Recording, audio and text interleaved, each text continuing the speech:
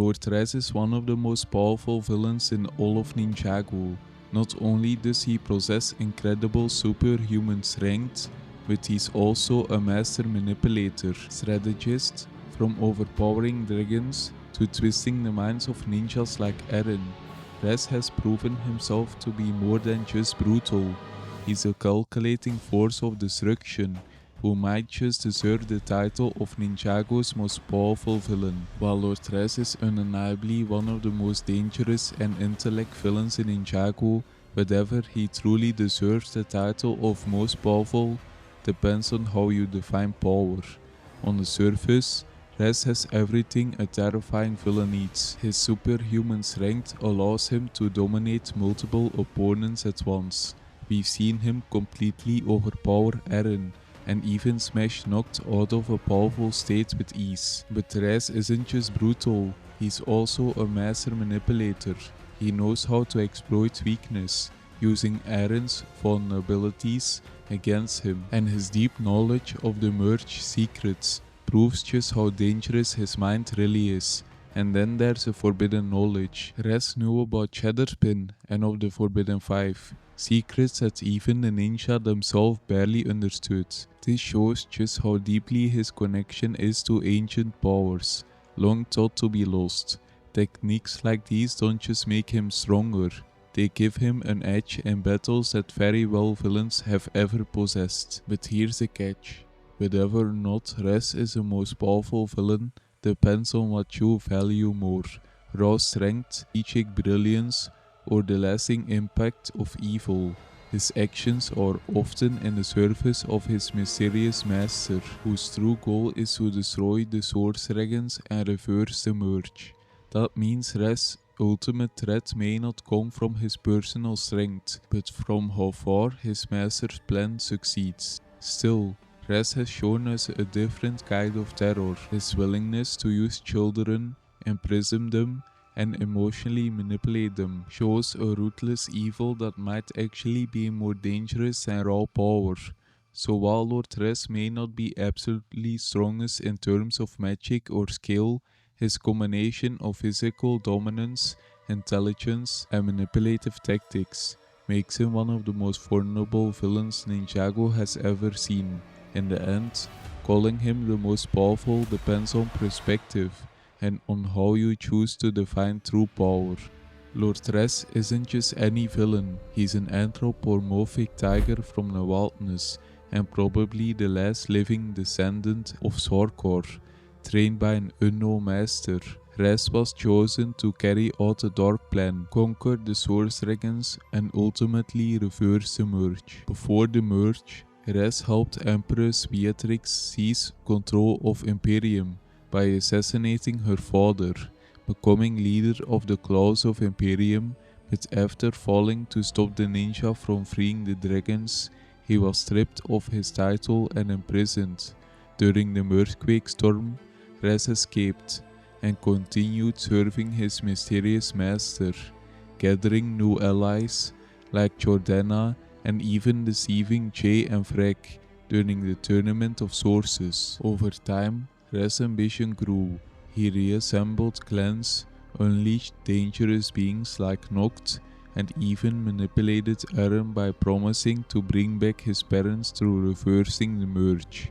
But in the end, Ras betrayed his allies, revealing his willingness to sacrifice anyone, even Sora, to achieve his goals. Eventually, he resurfaced at the monastery of Spinjitzu, capturing Wu, seizing control of the portal gates, and scattering the ninja across the merged lands, all in service of his master's grand plan. This history makes Ras one of the most relentless and dangerous villains Ninjago has ever faced, not only because of his strength, but because of his unshakable loyalty to his master's mission. One of the most terrifying aspects of Lord Ras isn't just his strength or cunning, it's his unshakable loyalty to his mysterious master.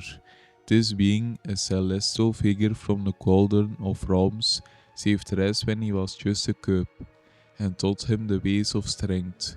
From that moment on, Ras dedicated his entire life to serving his master's plan. Through telepathic visions and terrifying manifestations, Ras's master guided him to capture Source Dragons, harness their energy, and ultimately reverse the merge itself.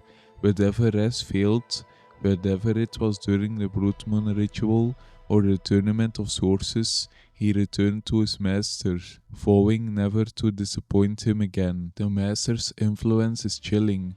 He don't just give orders, he teleports entire armies, manipulates reality, and demands sacrifices, all while staying hidden in the shadows. Ras treats his word as absolute, even abandoning allies and manipulating ninjas like Eren, just to fulfill his master's vision. What makes this bond so dangerous is that Ras's own incredible power is amplified by his devotion to someone even greater.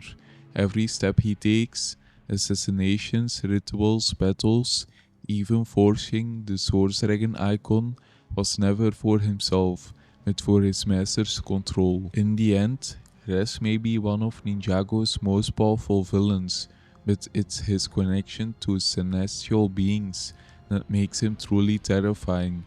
Because if Ras alone can bring the ninja to their knees, what happens when his master finally steps out of the shadows? After being buried in defeat, Lord Ras clawed his way back in one of the most brutal comebacks in Ninjago history. At the Forge of the Forgotten, he sacrificed a mortal, forged a new Source Dragon icon, and vowed to his master that their glory would soon be realized. But Ras's return didn't end there. Surrounded by Greenboar warriors and Skulkin, he tore through them with his hammer and new Source Dragon icon, even crafting a terrifying bone armor from their remains. Armed and more dangerous than ever, Ras emerged from the underworld and made his way to the monastery of Spinjitzu. What followed was pure devastation. He overpowered Geo, brutally defeated Round 2, and struck down anyone who dared to stand in his path, all while hunting for Wu and his secrets. This wasn't just Ras coming back, this was Ras's reborn, more ruthless, more violent, and more determined than ever to see his master's plan succeed. After everything we've just seen, one thing is clear: Lord Ras is not just any other villain in Ninjago. His brutal strength, knowledge and forbidden techniques, and the ability to manipulate heroes like Eren makes him one of the most dangerous threats the ninja have ever faced. His comeback proved just how relentless he is, from forging a new Source Dragon icon at the Forge of the Forgotten, to tearing through Greenbone warriors and Skulkin, crafting bone armor from his enemies, and striking down anyone who stood in his way.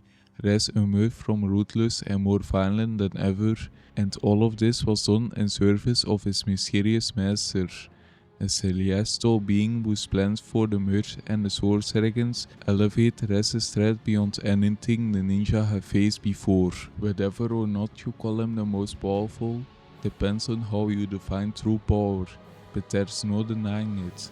Ras is one of Ninjago's top 3 villains of all time. In Dragon's Rising, he's not just a side threat, he's one of the main villains shaping the story, and every move he makes has consequences for the merged realms. The only question left is, what happens next? If Ras alone can bring the ninja to their knees, what will happen when his master finally steps out of the shadows? One thing is certain: Lord Ras' reign of terror is far from over. That's it for the deep dive into Lord Ras, one of Ninjago's most dangerous and cunning villains. His power, his mind, and his loyalty to his master makes him a force to be reckoned with, and we can't wait to see what he does next in Dragon's Rising. If you enjoyed this video, make sure to like and subscribe for more Ninjago content. Thanks for watching.